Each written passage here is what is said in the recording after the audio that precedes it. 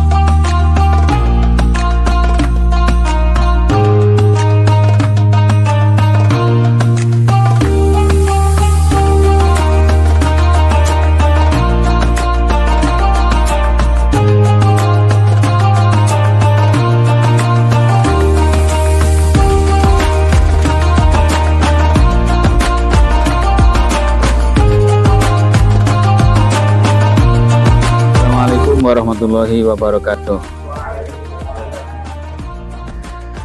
Bismillah, alhamdulillahilladzi ahallana nikah wa harrama alainas sifah. Allahumma fasholli wa sallim wa barik ala sayyidina Muhammadin ad-da'i ilal falah. Amma ba'd, ya ma'syaras syabab, man istata'a minkumul ba'ata falyatazawwaj. Itu Nabi mengajarkan begitu, jangan jomblo, harus menikah, penting menikah itu karena iyakunu fuqara ayunihimullah. Jika orang-orang yang masih jomblo, yang masih perawan-perawan, yang masih bujang-bujang itu belum menikah lalu mau menikah dalam keadaan fakir, yunihimullah, Allah pasti akan memberikan kekayaan. Memang unik, seberapapun harta bendanya kalau masih sendirian tuh nggak akan pernah dinilai sebagai orang yang kaya. Kalau bahasa Jawanya, mangan wareg kelanti angger, mangan wareg kelanti angger. Ya, uang banyak tapi nggak punya istri, nggak punya rumah, ya sama aja bohong. Tapi dengan menikah itu segala sesuatunya bisa tertarik, rezeki ketarik, ya, punya anak, punya rumah, punya tanah, punya segala-galanya dari berawalnya dari rumah tangga. Harus kita siap. Lalu juga melalui pernikahan bimbingan ini kita mencoba dengan pemahaman yang ada agar dapat atau mampu mengurangi, ya, kalau mencegah barangkali terlalu berat pasti, mengurangi, jangan terlalu tinggi lah angka perceraian.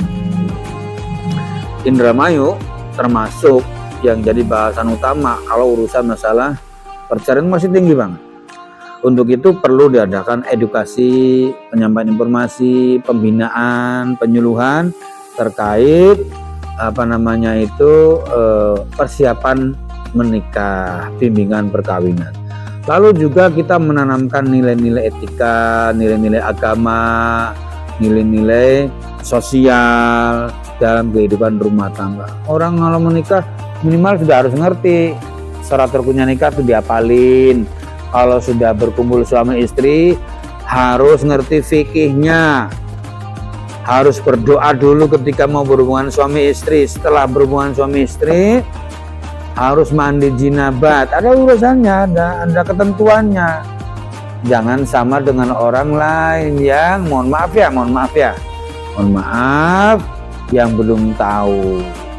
Pertama, saya informasikan bahwa setiap tahun itu angka pernikahan perceraian itu di kisaran angka 2 juta, ya. Usia subur siap nikah itu 2 juta. Dari populasi orang Indonesia yang 200-an itu, maka sebenarnya 2 juta itu bisa dibayangkan, ya, betapa banyaknya, betapa signifikansinya, betapa strategisnya kalau orang yang 2 juta ini kita garap agar menjadi dan mempersiapkan diri sebagai calon-calon peserta, calon-calon pasangan yang siap membina, merenda magliga rumah tangga dalam bingkai yang sebaik-baiknya. Siap batinnya, siap jiwanya, pokok pikirannya untuk melaksanakan yang namanya cita-cita pernikahan itu, mewujudkan tujuan pernikahan itu. Nah, ini bukan tugasnya gampang, karena persoalan pernikahan rumah tangga itu persoalan mengelola emosi. Emosi itu bukan yang digambarkan marah-marah, itu bukan. Emosi itu kerinduan, rasa senang, rasa jengkel, rasa susah, rasa sedih, rasa harap, ya, rasa percaya diri, rasa pesimis, rasa berani dan sebagainya, itu namanya emosi. Kapan itu kita kelola? Ya ada waktu-waktunya. Kapan itu kita manajemen? Ya ada saat-saatnya. Nah, persoalan ini perlu disampaikan, diinformasikan kepada calon bapak dan calon ibu.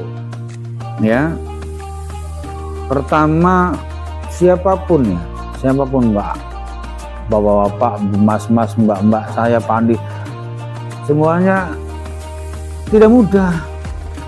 Saya sudah menikah 21 tahun yang lalu, sudah punya anak usia 21 tahun yang lalu. Tapi menjalani kehidupan rumah tangga itu, kita sama istri setia, anak berbakti kepada kita. Tiba-tiba Allah kasih ujian, ujiannya itu yang menghantam bertubi-tubi gitu, sampai meluluh lantakan pertahanan mental kita. Uang habis, tenaga mopoh, potensi untuk begini, untuk saling serang, marah besar. Padahal potensinya itu bukan muncul dan berkembang dari kita dan pasangan kita, tapi dari yang lain. Anak-anak kita, ekonomi kita mapan, istri nurut, anak susah diatur. Pulang jam 3 pagi, jam 2 pagi, sama orang tua enggak hormat, lebih memilih komunitasnya, buka HP aja. Prihatin, menjalani kehidupan rumah tangga seperti itu. Nah, bagaimana menghadapi seperti ini juga ada pembahasan. Ini lagi makmur, istri lagi makmur, ada saja gangguannya. Hidup ini ya semuanya terjal ujian semua. Dari A sampai Z itu selalu akan ada ujian. Anak-anaknya nurut, istri-istrinya nurut, suaminya juga bagus. Kebetulan susah banget rezekinya. Rezekinya enak-enak aja, lancar-lancar aja, berlebihan. Anaknya juga nurut, si istrinya ngebrek baik. Padahal kalau kita sudah menyatu, itu ada pasal 2 dalam KHI itu dinyatakan bahwa segala sesuatu disebut rezeki itu oleh akibat dalam dan setelah pernikahan. Jadi orang menikah itu, berkeluarga, berumah tangga itu rezekinya ya rezeki rumah tangga itu nggak bisa diklaim. Nggak bisa diklaim oleh salah satunya, itu rezeki saya oleh si suaminya, rezeki si istrinya diklaim oleh si istrinya, enggak. Kalau toh ya dua-duanya ini bekerja mencari nafkah semua, tetap saja hukumnya, tetap saja dalam konteks keagamaan itu, dalam keyakinan hikmah berkeluarga itu adalah rezeki keluarga. Nah, bagaimana rezeki keluarga itu bisa baik dan berkah? Ya, saling mendoakan, saling meyakini, saling mendukung, saling mensupport, saling jujur.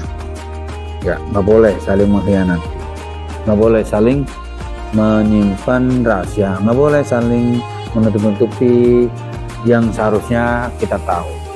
Nah, ini sebagai awalan ya, sebagai awalan. Drama rumah tangga tuh nggak akan selalu mulus. Kehidupan rumah tangga itu tidak akan selamanya tidak enak. Kehidupan atau romantika bahtera rumah tangga itu tidak selamanya haru biru ribut, tidak. Semuanya bakwan campur aduk ya manis ya pahit ya enak ya suka ya. Nah, tadi sudah saya informasikan bahwa angka pernikahan atau usia subur nikah itu pasangan usia subur atau pus itu Indonesia ini per tahunnya 2 juta. Kalau kita nggak garap, kalau kita nggak kasih informasi, kalau kita nggak kasih pembekalan, ya nggak bagus hasilnya. Rumah tangganya ringkih, rentan. Kalau dikasih pemahaman, pertama paling tidak itu memahami bahwa kita menikah itu bukan karena orang lain, bukan karena tren-trenan, bukan karena keinginan-keinginan lain, tapi memang murni menjalani titah ya agama, yaitu mengharapkan ridho dari Allah Subhanahu wa Ta'ala. Paling harus dipahami oleh kita itu. Jadi bagaimana kita menjalani rumah tangga itu yang segala sesuatunya bisa menyebabkan ridho Allah itu ada. Kalau kita membohongi suami, kalau kita membohongi istri, kalau kita membohongi pasangan, kan nggak mungkin Allah ridho. Maka bohong nggak boleh, itu kan.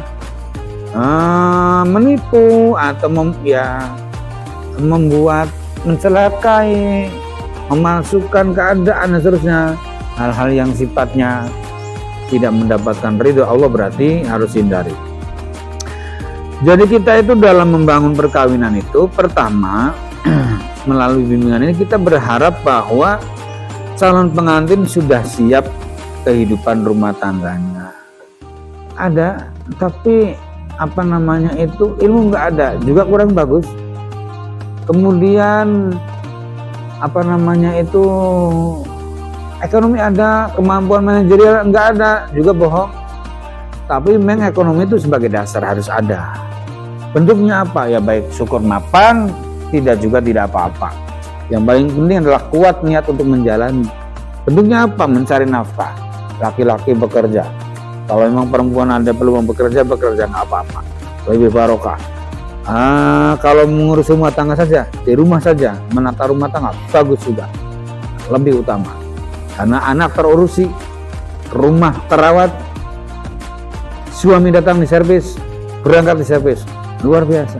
Nah, ini hal-hal yang memang bisa kita dapatkan, kita lakukan melalui pendekatan bimbingan perkawinan. Juga peranan ekonomi keluarga, kemudian pendidikan anak dan pencegahan kekerasan dalam rumah tangga. Kekerasan verbal nggak kelihatan di mata, tapi kerasa di hati. Ini juga hati-hati. Ya, kalau istri ridho atau suami ridho, itu ketenangan berkah dari Allah itu mudah, rahmat itu mudah turun, rezeki mudah, masalahnya gampang, persoalan terselesaikan. Tapi kalau ungkur-ungkuran, panas-panasan, emosi-emosi, saling serang dan seterusnya, kondisi rumah tangganya itu luar biasa panasnya. Nah, ini alamat keberkahan sulit kita dapat. Dan terakhir, pencegahan kekerasan dalam rumah tangga. Sekarang sudah ada undang-undangnya, ada aturannya. Yang namanya suami nggak boleh asal main tangan, main hakim sendiri, main kekerasan, nggak boleh. Bisa berujung pada hukum, wilayah hukum. Dan kalau sudah ke sana berarti sudah mendekati rusaknya pernikahan. Kalau kita buat apa? Rumah tangga dipertahankan kalau suami main tangan terus, ya. Kalau suami main kekerasan terus, ya. Sehingga si istri itu jadi korban. Nyatanya kan banyak istri sampai digundulin, istri sampai dibotakin. Nah, ini kan repot. Kemudian terciptanya pemahaman keseimbangan antara hak suami dan hak istri, kewajiban suami dan kewajiban istri. Pemahaman yang seimbang antara keseimbangan hak dan kewajiban ini juga menopang berjalannya rumah tangga yang baik. Ya, mudah-mudahan itu saja dulu. Sebenarnya banyak materi, harusnya kalau bimbingan mandi kita harus mandi. Gitu. Ada sunah-sunahnya, ada doa yang dibaca dan seterusnya. Kemudian perkawinan ini bimbingan perkawinan ini bimbingan sifatnya regulasi yang formal, diupayakan sebagai bentuk ikhtiar untuk mengurangi resiko ya kerusakan atau kehancuran rumah tangga, perceraian yang meningkat dan seterusnya. Nanti Mas-mas dan mbak-mbak ada materi-materi yang sudah dibagikan di buku itu ya. Sudah ada belum bukunya? Ya, itu dengan dibaca. Ada landasan agama, komunikasi suami istri. Dalam rumah tangga itu nggak boleh saling diem aja, saling menyimpan rahasia gitu ya.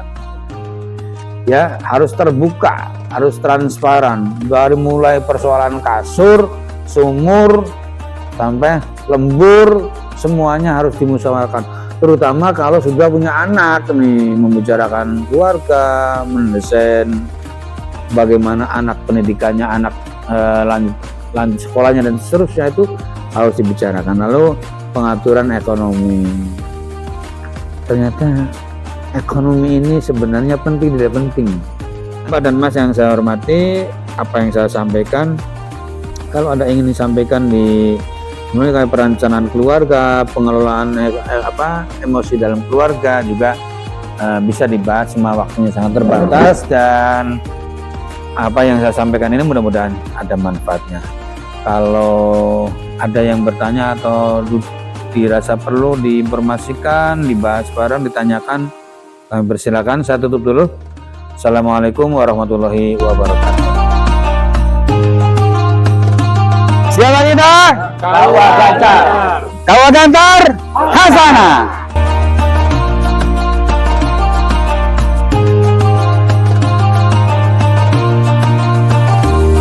Tim Bimas Kemenag Indramayu melaksanakan monitoring Binwin dan terlaksana dengan baik.